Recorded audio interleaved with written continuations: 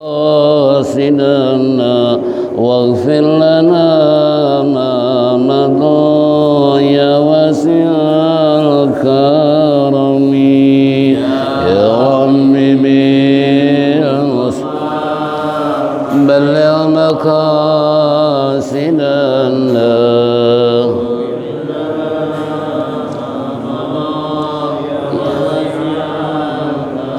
بسيد الخلق شمس الحق متسم محمد خير المعصوم ومتسم يا رب بالمصطفى بلغ مقاصدنا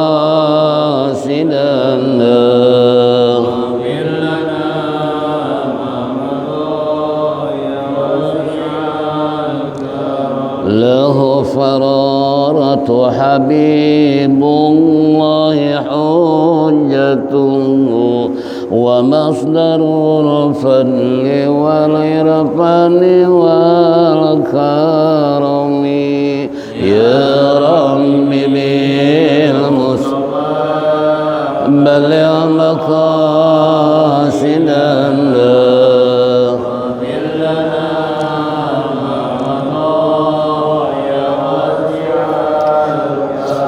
أصل الوجود وروح الكون بهجته زين الشمائل والأدب والشيم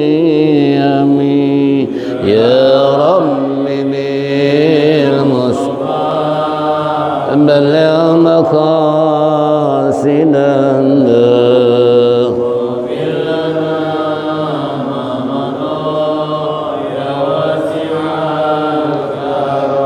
طاهر الأرض من رجس ومن درن من عبد وسن أو عبد صنم يا رب بالمصطفى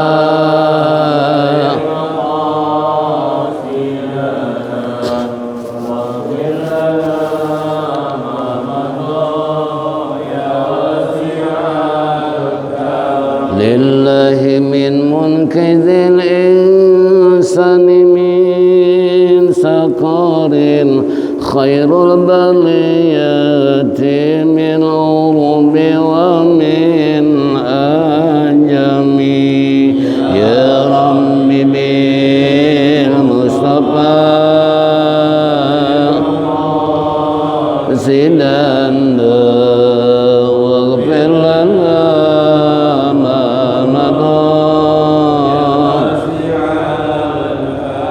اللهم صل وسلم وبارك عليه.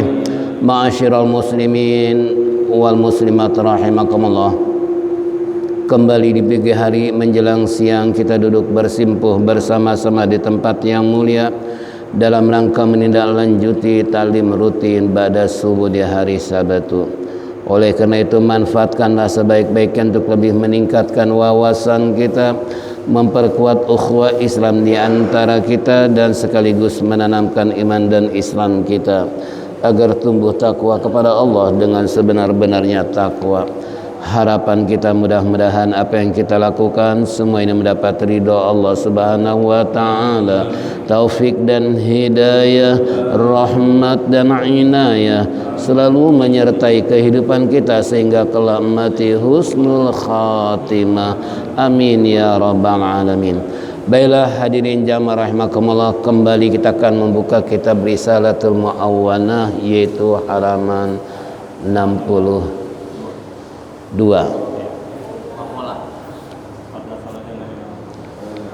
Fadlu salatul lail. Wa qala alaihi salatu wassalam fadlu salatil laili ala salatin nahar ka fadli sadaqati sirri ala niyati. Wa qad warada anna sadaqata sirri tudha'afu ala sadaqatil alaniyati bi sab'i dhifin. Wa qala alaihi salam alaikum bi qiyamil lail fa innahu da'bu salihin qablakum wa maqrabatul lakum ila rabbikum wa maghfaratul sayyiati wa manhatun anil ismi wa matradatul da'i anil jasadi. Ini masih kembali fadilah atau keutamaan salat di waktu malam. Beberapa hadis baginda Nabi kita Muhammad sallallahu alaihi wasallam pada minggu sebelumnya, bagaimana hikmah yang terkandung di dalam salat malam tersebut, termasuk santapan rohani kita di pagi hari ini, kembali menyimak, mendengar dan membaca Risalatul Mu'awwanah. Telah bersabda Nabi alaihi salatu wassalam, Fadlu sholatil lail, keutamaan sholat di waktu malam, ala sholatin nahar, di atas sholat di waktu siang atau melebihi sholat di waktu siang, kafadli sodakoti sirri, seperti keutamaan sedekah yang sembunyi, yaitu alal alaniyati, melebihi kepada sodakoh yang terang-terangan. Wa qad warada anna shadaqata sirri tudha'afu, sungguh warada telah datang hadis Nabi kita Muhammad sallallahu alaihi wasallam bahwa sedekah yang sembunyi itu akan dilipat gandakan pahalanya di sisi Allah melebihi sedekah yang terang-terangan dengan yaitu 70 kali lipatan ganda. Satu. Yang kedua, telah bersabda pula Nabi kita Muhammad sallallahu alaihi wasallam, alaikum biqiyamil lail, mesti seharusnya kamu bangun salat malam, fa innahu da'bu sholihin, karena sungguh salat malam itu adalah merupakan salah satu daripada tradisi kebiasaan, yaitu para ulama-ulama soleh, orang-orang soleh qablakum, sebelum kamu, dan sekaligus wa makrabatul lakum ila rabbikum, pendekatan dirimu kepada Tuhanmu, yakni kepada Allah. Bahkan yang ketiga, wa maghfaratul sayyiati, dan yaitu menutupi atau menghapuskan dosa-dosa atau keburukan kamu. Wa manhatun anil ismi, dan mencegah dari dosa. Kemudian wa matradul da'i, dan mengusir dari berbagai macam penyakit anil jasadi yang ada dalam tubuh kita. Ini fadilah tentang salat malam.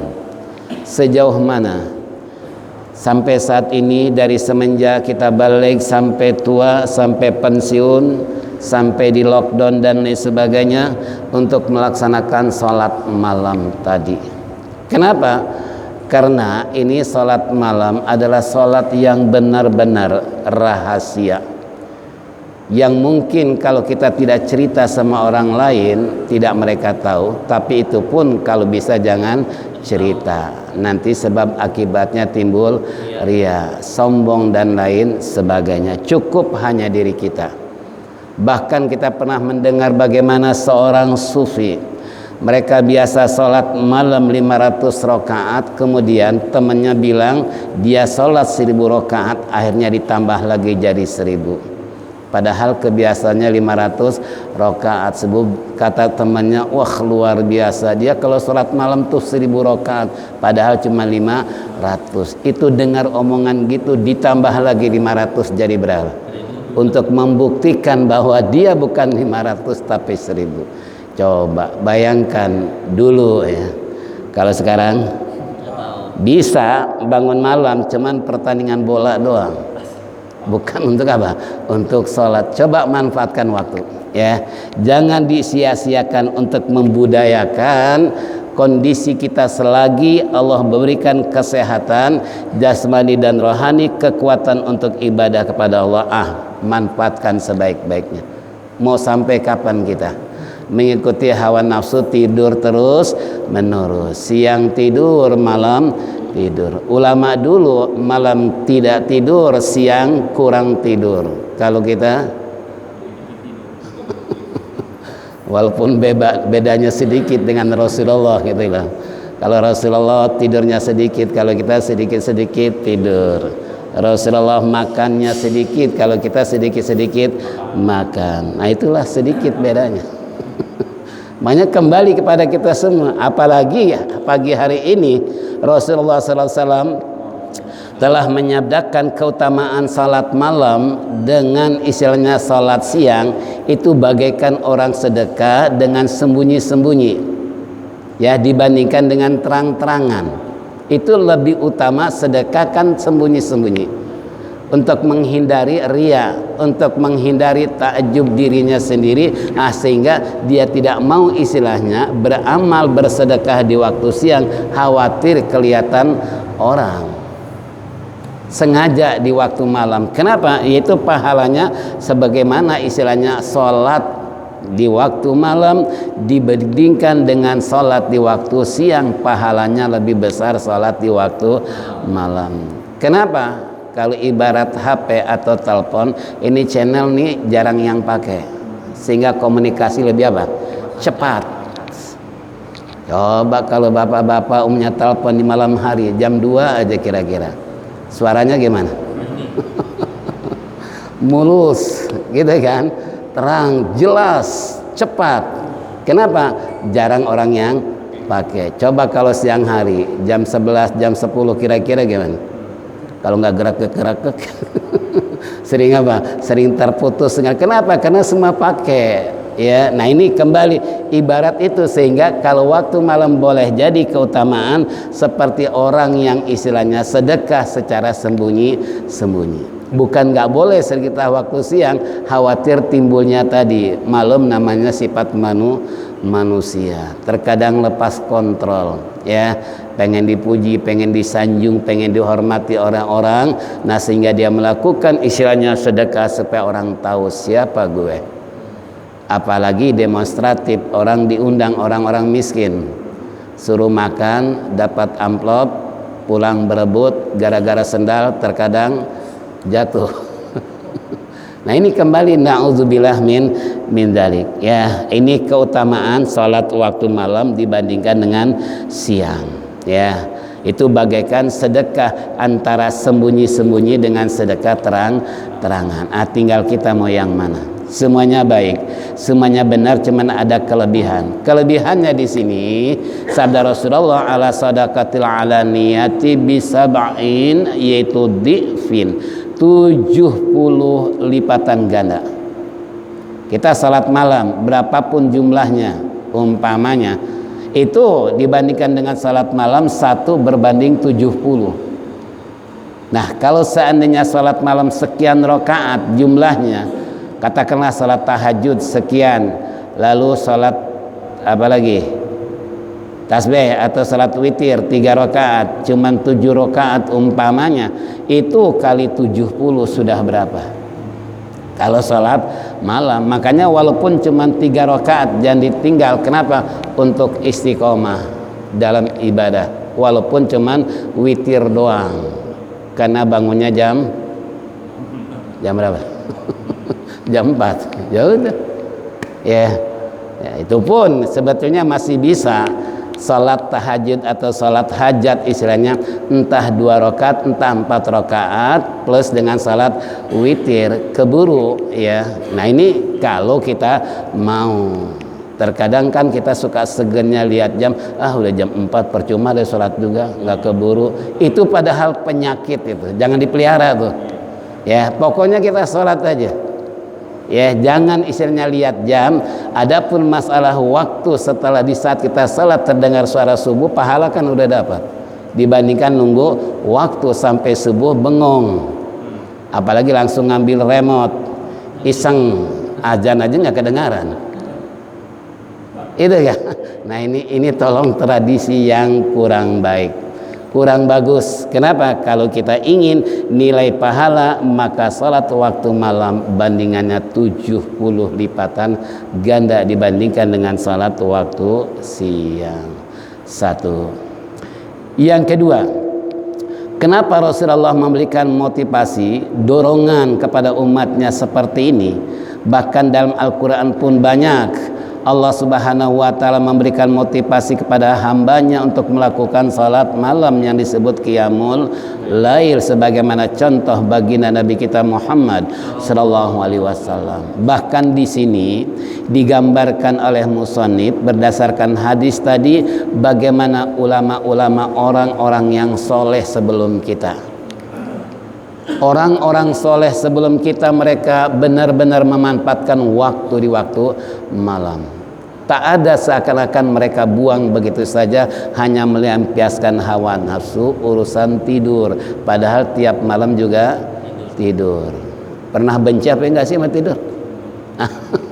Sama tidur pernah benci enggak? Enak ya, Masya Allah. Memang dasar tukang tidur begitu. Nah, kalau orang-orang soleh dulu istilahnya kembali tadi. Mereka selesai tugas jam berapa? Jam 12 malam. Terkadang jam 1, jam 2 pun masih ada murid yang pengen ngaji. Ya cerita mu'alim kayak apa sih? Ya, begitu datang kepada guru-guru saya mau ngaji. Boleh ngaji jam berapa? Di atas jam 12. Coba jam 12 ngaji bawa sepeda. Kalau zaman sekarang udah punya mobil, punya motor. Suruh jam 12 kira-kira gimana? Masya Allah. Itu sampai segitu, bukan sehari, bukan seminggu, bukan sebulan, tahunan. Karena ingin mencapai istilahnya apa yang diinginkan untuk menjadi seorang ulama. Walaupun niat beliau mungkin tidak seperti itu, tapi kan hasil daripada pembelajaran itu, nah buahnya dirasakan setelah, kan gitu ya. Nah ini jadi kembali kepada kita semua. Sampai semalam ya Pak John cerita sama saya di YouTube ya. Ceritanya ada seorang perempuan, dia minta tolong kepada seorang penggali kuburan ya. Ini minta tolong supaya digalikan kuburan buat anaknya yang meninggal dunia. Nah si bapak dengan tulus ikhlas menggali kuburan. Setelah selesai menggali kuburan, kemudian diasung jenazah mayitnya, dimasukkan ke dalam lahat. Begitu selesai, berubah kuburan jadi taman surga. Coba, apa sih sebetulnya perbuatan orang ini? Ini masih rahasia ya.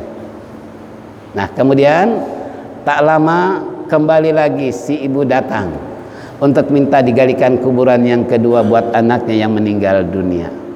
Sang penjaga kuburan segera menggali, selesai dimakamkan, berubah kuburan jadi taman surga. Timbul pertanyaan buat si penggali. Si ibu dipanggil, Bu maaf, saya merasa aneh dan baru kali ini 2 kali menggali kuburan anak ibu, setelah selesai kok jadi taman surga. Apa sih yang dilakukan mereka? Apa jawab si ibu? Ini anak yang pertama dikubur adalah di masa hidup tidak ada hari kecuali ngaji. Coba, tukang ngaji ya, Allah jadikan kuburannya jadi apa? Taman surga. Lalu yang kedua ini siapa? Yang kedua ini saudaranya, abangnya. Dia kerja kalau dapat gaji, kalau dia umpamanya dapat imbalan, ini untuk dikasih adeknya buat nuntut ilmu, memfasilitasi adeknya untuk belajar. Coba, oh pantas kata tukang gali, kalau gitu mulai sekarang saya berhenti jadi tukang gali, pengen ngaji terus. Coba, kita ada niat begitu nggak? Ada tukang gali di sini. Nah, bila-bila tukang gali di bawah, so posisi jadi tukang ngaji aja deh. Ya, kalau pengen kuburannya pengen jadi apa? Taman surga. Ini kembali buat kita semua. Ya, ulama-ulama orang-orang soleh dulu sebelum kita ya seperti itu. Modalnya adalah apa? Salat malam. Dan kita bisa melihat hasilnya. Kenapa ulama-ulama dulu begitu tawadhunya, begitu pancaran cahaya dalam wajahnya, juga orangnya begitu arifnya dan sebagainya. Nah ini kenapa? Karena kembali resep mereka pasti kalau ditanya rajin salat malam. Ya, ini orang-orang dulu, orang-orang yang soleh sebelum kita seperti itu. Kalau kita orang soleh apa orang salah nih? Orang salah apa orang soleh? Mudah-mudahan termasuk orang soleh. Sebab kalau orang salah ya tadi, ya nonton bola aja jam 3 dikejar minta dibangunin. minta disiapin termos, rokok segala macam, nggak pernah istilahnya dibangunkan. Pesan untuk salat malam. Masya Allah, ini na'udzubillah min dzalik. Yang kedua, baginda Nabi kita Muhammad SAW memberikan motivasi kepada kita untuk salat malam tersebut. Wa makrobatul lakum ila rabbikum. Ini merupakan satu pendekatan diri yang paling efektif, yang paling indah kalau bahasa orang-orang soleh dulu. Kenapa? Karena tadi di mana manusia, seluruh binatang dan tumbuh-tumbuhan mereka diam tidak bergerak sama sekali, menikmati malam hari yang begitu indahnya. Sampai-sampai Allah berfirman kan, wa ja'alna laila libasa wa ja'alna nahara ma'asya. Kami jadikan malam untuk istirahat, siang untuk usaha. Dunia sekarang terbalik, malam buat usaha, siang buat tidur. Percis kayak kalong gitu ya. Tahu kalong ya. Nah ini kembali buat kita semua. Nah jadi kalau Allah mengatakan malam buat istirahat, istirahat di kalangan orang-orang yang soleh tadi adalah bukan istirahat untuk tidur, untuk menikmati sunyinya di waktu malam, tapi mereka gerakan seluruh anggota tubuh. Bahkan Umar bin Khattab mencaci, mencerca, memukul tubuhnya kalau nggak sampai sholat. Kalau kita anteng-anteng aja ya. Masya Allah. Ini wa makrabatul lakum ila rabbikum. Jadi yang paling efektif komunikasi dengan Allah. Kenapa? Orang tak ada satupun yang mau bangun. Ya, semua mereka tertidur nyenyak, tapi kita bangun hanya untuk ibadah kepada Allah. Ini pendekatan yang paling efektif. Kalau siang hari orang udah lalu lalang, di masjid udah rame, coba di malam hari kira-kira kayak apa? Ya, apa hanya sampai di situ sabda Rasulullah? Tidak. Wa maghfaratul lisayyiati. Yang ketiga adalah menutupi, menghapuskan keburukan-keburukan yang kita perbuat di waktu siang hari. Berapa banyak perbuatan dosa kita, berapa banyak perbuatan noda yang kita lakukan dari semenjak meleknya mata sampai tutup mata lagi. Berapa jam kira-kira? Ada 12 jam atau 20 jam? Nah ini kembali, mata istilahnya begitu melek, istilahnya kaki bergerak, tangan memegang, dan telinga mendengar. Berapa banyak bahkan mulut berkata-kata yang tiada henti-hentinya. Di situ yang bisa menimbulkan dosa yang tidak terasa. Akan terjadi kejelekan-kejelekan. Nah, dengan salat malam ini sabda Rasulullah itu wa makrapatul lisayyiat, bisa menghapus, menutupi kesalahan-kesalahan kita. Bukan sekedar kesalahan ditutupi oleh istilahnya rahasia, oleh gosip. Ya, ini bisa jadi. Jadi kalau kita melakukan hal yang nggak baik, umpamanya tidak berkembang di masyarakat, tidak dijadikan sebuah gosip buat mereka. Kenapa? Karena Allah jaga dirinya, Allah pelihara dirinya. Apalagi makfaratun tadi bisa jadi menutupi, menghapusi kejelekan-kejelekan dosa yang kita perbuat di waktu siang. Ini 3. Yang keempat, wa manhatun anil ismi, dan mencegah dari perbuatan dosa. Jadi kalau kita hendak melakukan dosa, bercermin diri. Iya, malam aneh bangun ya, kenapa aneh berbuat begini? Umpamanya walaupun nafsu bergejolak begitu dahsyatnya, selalu istilahnya pertikaian terjadi, kerjain jangan, jangan, ini dosa, kerjain aja deh, kapan lagi nih kenikmatan, umpamanya.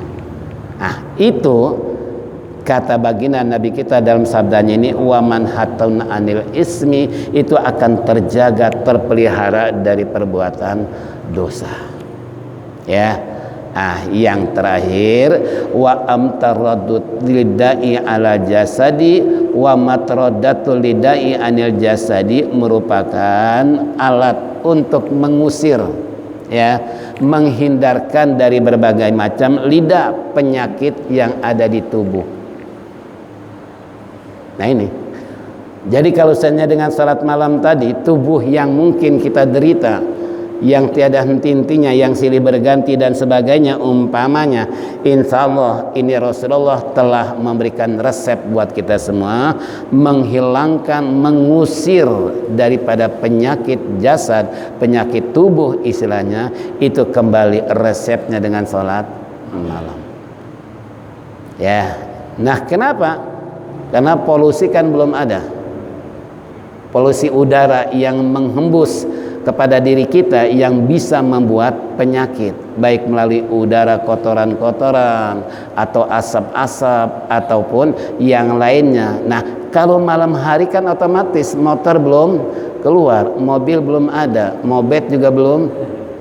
Mobet keluar nggak? Gitu kan, tukang gojek belum rame, ya kian kemari mencari penumpang umpamanya. Nah ini, nah sehingga polusi istilahnya belum ada, belum berkembang. Di waktu malam kita sholat, polusi masih dalam keadaan jernih, sehingga kalau kita hirup istilahnya angin yang mungkin sepoi-sepoi menjelang subuh, itu di situ mengandung makna mengusir istilahnya penyakit yang ada di tubuh. Ya kalau nggak percaya kerjain sendiri. Kalau nggak percaya, ini kan resep dari Rasulullah. Ya, ini resep dari baginda Nabi kita Muhammad sallallahu alaihi wasallam, fadilah keutamaan salat malam tadi. Nah, kita bisa merasakan lagi bagaimana heningnya waktu malam, tak terdengar suara apapun, sehingga komunikasi dengan Allah cepat dan sangat mudah. Ini bukan iklan istilahnya apa? Iklan apa? HP aja gitu kan, segala macam. Kita pun perlu mengiklankan istilahnya bagaimana Rasulullah setelah memberikan resep 14 abad yang lalu seperti ini. Coba dan coba. Nah, sehingga tradisi kebiasaan yang kita lakukan, nah nanti kita bisa nikmati, kita bisa rasakan, itu pun kan kembali bukan buat Allah, bukan buat Rasulullah, tapi buat siapa? Kembalikan buat diri kita sendiri. Padilahnya, hikmahnya kan buat kita, bukan buat orang lain, bukan buat sang guru yang menjelaskan. Bukan, guru kan hanya memberikan istilahnya penjelasan berdasarkan hadis maupun Al-Quran, dengan tujuan itu supaya benar-benar ilmu yang disampaikan guru bermanfaat. Karena kalau guru ngajari ilmu bermanfaat, kan guru juga dapat pahala. Dapat pahala nggak? Dapat pahala. Tapi gurunya ngajarin sesat, dapat? Kan tergantung. Gitu kan? Ini tergantung niatnya, ya. Makanya tolong kembali lagi kepada kita semua, jangan sekali-kali melewati waktu malam yang sunyi untuk tidak sholat malam. Nah, inilah hadirin hadis Nabi kita Muhammad sallallahu alaihi wasallam. Sebelum lanjut, break dulu sejenak.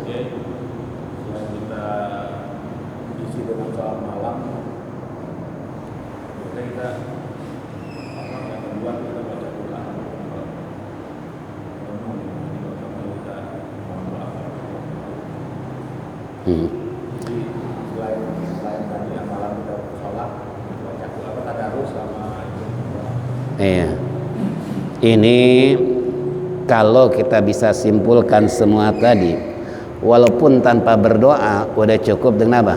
Salat malam gitu kan? Walaupun tanpa berdoa, karena hikmahnya tadi, hikmahnya merupakan perbuatan orang-orang yang soleh, pendekatan diri kepada Allah, kemudian bisa menghapuskan keburukan kita, bisa menjauhkan diri dari berbuat maksiat, dan juga bisa mengusir penyakit yang ada di tubuh. Kan cukup. Padahal cuma salat doang. Itu belum doa ya. Belum doa kan. Nah, kita kurang puas dengan fadilah blas minta rezeki, padahal dalam salat sendiri rezeki mulu yang dipinta. Ketika duduk di antara dua sujud, doanya apa? Allahumma, doa duduk apa? Warzukni kan ada warzukni kan? Ya itu tiap hari sekali berapa kali dibaca? Itu rezeki aja di situ tiap sholat kan dibaca terus. Ya, nah ini sebetulnya ya sholat sendiri udah mewakili semua doa, makanya doa as-sholatu lugotan adalah doa kan gitu. Dalam sholat istilah bahasa itu namanya doa.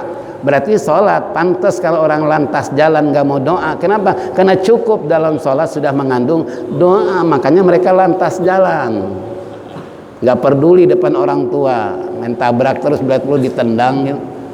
Kan naudzubillah min dzalik. Kan namanya kurang adab ini. Boleh Anda ibadah rajin jidat hitam, tapi kalau nggak sampai menghormati orang tua, naudzubillah min dzalik. Jangan, hai anak muda, jangan merasa Anda bersih, jangan merasa Anda pintar dan ngerti. Jangan, hormati itu orang tua kalau Anda ingin dihormati orang lain. Kan gitu. Nah, kembali tadi kita kurang puas di salat malam, tambah tadarus baca Quran, kemudian berdoa sampai wirid, sampai menjelang subuh dan sampai masuk ke dalam subuh. Silakan, itu kalau ibarat istilahnya belanjakan itu bonus. Namanya bonus, boleh diambil, boleh tidak. Yang bagus diambil. Sama gitu kan, kita setelah sholat berdoa tadarus, nah itu kan bonus. Nah kalau kita ingin ambil meraih istilahnya keuntungannya lebih banyak, ya kerjakan kan gitu. Ya walaupun tadi sudah mewakili kandungan-kandungan doa di dalam salat malam tadi kan gitu. Cuman ketidakpuasan kita akhirnya ditambah dengan wirid apalagi yang dari guru. Kita lakukan dengan baik, insya Allah kita akan merasakan bagaimana hikmah daripada ijazah guru. Jangan dari guru nggak diamalin, ya pantas nggak berhasil. Syaratnya kan ngamalin, insya Allah. Ya. Nah ini kembali kepada kita semua tadi. Silakan, itu ibarat belanja kita dapat bonus, diambil silakan, kagak juga. Itu kan, itulah makna sholat lugotan, artinya berdoa. Jadi sholat itu artinya doa, berarti di dalam sholat udah cukup berdoa. Ya kalau kita kan kagak, doa dalam sholat beda dengan doa di luar sholat. Kalau kita kan gitu, itu kan. Nah walaupun di sana mengandung tadi doa di antara dua sujud umpamanya, apa di sana? Rabbighfirli warhamni wajburni warfani warzuqni wahdini wa'afini wa'afani. Itu kan udah masya Allah berapa banyak tuh doa kita di situ. Nah sedangkan sehari semalam sholat wajib aja berapa kali? 17 rakaat, berarti 17 kali kita memohon pada Allah. Belum lagi sunnah rawatib, belum lagi sunnah duha, belum lagi sunnah witir, belum lagi sunnah tasbih dan sebagainya. Berapa banyak itu doa di dalam duduk di antara dua sujud. Kurang puas, sujud terakhir tambah lagi doa. Belum puas, habis sholat doa lagi. Begitu nggak berhasil, ya percuma deh sholat juga. Berdoa juga, akhirnya kan ujung-ujungnya na'udzubillah min dzalik. Janganlah, oh Allah Maha mendengar, Allah Maha membalas. Kita diperintah ud'uni astajib lakum, kata Allah, minta kamu kepadaku, niscaya aku perkenankan. Cepat ataupun lambat kan pasti, nggak di dunia di akhirat. Kita yakin dengan perintah Allah untuk berdoa. Ya, makanya dianggap sombong oleh Allah orang yang nggak mau berdoa. Ya, udah. Ada lagi. Lanjut. Wa'lam, ketahuilah olehmu, anna man shalla ba'dal isya'i faqad qama minal lail wa qad kana ba'du salafi yusalli wirdahu min awwalil lail walakin fil qiyami ba'dan naumi irghamun lisyayatin wa mujahadatun lin nafsi wa sirru ajibun. Yang artinya, wa'lam, ketahuilah oleh kalian, anna man shalla ba'dal isya', bahwasanya orang-orang yang sholat setelah melaksanakan isya, faqad qama minal lail, lalu dia sungguh-sungguh bangun di waktu malam, artinya qiyamul lail. Wa qad kana ba'du salafi yusalli wirdahu min awalil lail, dan sungguh ada sebagian yaitu orang-orang salaf. Orang-orang salaf itu orang-orang terdahulu, ya. Kalau orang khalaf itu orang yang terkemudian.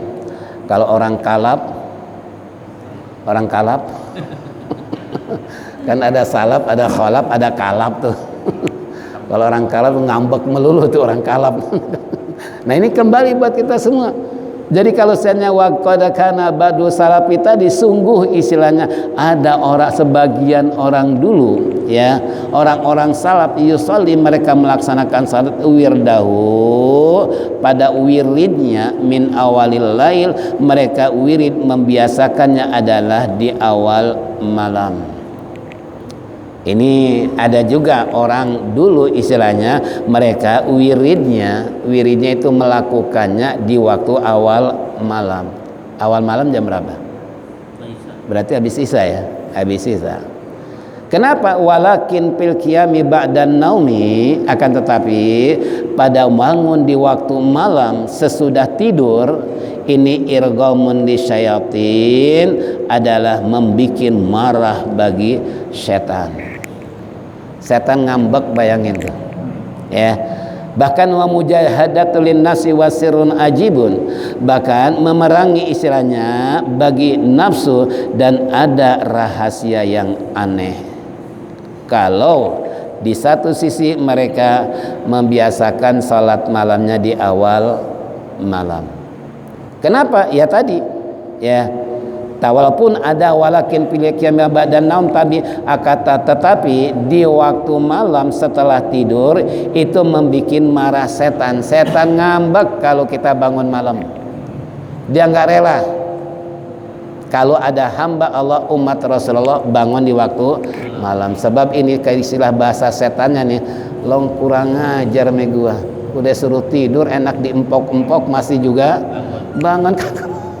Kalau bahasa Betawi kan gitu, itu kan dia nggak rela, itu marah, dia berusaha dengan maksimal. Makanya di saat tidur kan setan dibagi tiga, ada bagian kepala, ada bagian tubuh, bagian kaki. Kepala udah bangun melek nih, lihat jam, bahkan pakai alarm segala, mesen sama HP, hai HP bangunin ya, jam berapa nih? Jam 3. Alarm bunyi, melek lihat jam 3, tanggung. Ya Allah Rabbi, padahal kepala udah mau bangun, tubuh ditekan sama si setan. Udah lo ngapain bangun, nanti kerja kecapean lagi, dia timbul penyakit macam-macam tuh setan ngerayu. Udah dari kepala sama tubuh udah duduk nih, kaki tinggal melangkah, diapain? Bahasa Betawi dijorokin tuh badan kita, tidur lagi nggak lo? Sampai segitunya coba. Nah jadi makanya nggak aneh kalau seluruh tubuh kita di saat mau bangun, apalagi yang nggak biasa, begitu terasa berat. Kenapa? Karena tadi setan pun marahnya nggak kepalang tanggung, makanya dijorokin lagi, dibuat mata kita berat untuk melek. Padahal udah pesan sama HP dibangunin jam 3, alarm jalan terus. Tinggal tetangga sebelah keberisikan. Ini siapa yang buat alarm sih? Nggak taunya orangnya bangun tidur lagi kan gitu. Masya Allah. Ini tolong kembali tadi itu irghamun lisyayatin, membuat marah setan, ngambek dia, kucar kacir ya. Kenapa? Karena tadi melihat umat Rasulullah bangun di waktu malam. Nah, makanya di sini kembali buat kita semua, lawan di saat kita merasa ngantuk, merasa letih, capek, kerja segala macam, itu hanya alasan setan. Yang membuat alasan siapa? Setan.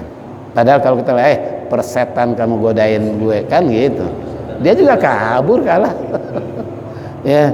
Nah, yang kedua tadi wa mujahadatun lin nafsi, dan juga bisa memerangi hawa nafsu. Nafsunya nafsu apa? Itu nanti nafsu tidur. Ya, karena orang kalau udah bicara kebiasaan tidur, pasti nafsunya tidur melulu kan gitu. Walaupun udah dibangunin kayak apapun susahnya nggak kepalang tanggung. Kenapa? Ya karena tukang tidur kan gitu. Ya, tapi kalau kita lawan waktu malam, kita biasakan bangun, insya Allah hawa nafsu tidur minimal bisa kurang. Ya, nah ini contoh. Bahkan yang ketiga, wasirun ajibun, ada rahasia yang di luar pemikiran manusia. Ya, di luar daripada hal-hal yang aneh yang akan Allah berikan kepada hamba yang sholat malamnya, seperti tadi harismatik. Kalau bahasa kita punya apa? Harisma. Kayak apa ulama-ulama harismanya? Ya, belum ngomong aja kita lihatnya, mandangnya udah apa? Itu kan harisma namanya. Seperti contoh, saya punya guru, dia punya pesantren Darul Tafsir di daerah Bogor, daerah Cibanteng. Orangnya putih, bersih, cakep dah. Dia cerita, kalau saya dari Bogor naik kereta pulang malam, waktu itu masih pakai celana. Ini kupu-kupu malam tuh karena lihatnya ganteng, bercahaya, dia punya wajahnya luar biasa, mendekati sampai dicolek-colek tuh kiai oleh perempuan. Gitu kan? Akhirnya dia punya pikir, wah kalau begitu harus rubah posisi ini. Kenapa? Jangan pakai celana, pakai sarung. Nah kalau pakai sarung kira-kira kupu-kupu malam gimana? Berani nggak dekat? Gitu kan? Dirubah pakai sarung. Benar, semenjak pakai sarung tuh nggak ada perempuan yang mau dekat. Kenapa? Karena tadi ada perbedaan. Kalau kiai pakai celana dengan kiai pakai sarung kira-kira sama beda. Di sini ada harismanya gitu kan. Harismatiknya ini akan kelihatan. Ya, kalau orang udah pakai sarung, pakai jas, nah, karena tradisi namanya kiai kan gitu. Makanya ada teman ustadz dari Depok datang ke rumah. Ustadz, ciri-ciri kiai kayak apa sih? Saya kasih tahu diantaranya, kemana pergi pasti pakai sarung, pasti pakai jas, bawa sorban, pakai sendal, pakai peci. Itu kiai namanya. Bukan, soalnya banyak kiai ini di TV-TV, gitu kan? Udah gitu nggak pakai peci lagi, gundulan, kan gitu, nggak pakai sorban. Nah, itu kalau menurut istilahnya makna kiai yang sebenarnya kemanapun pergi ya seperti itu.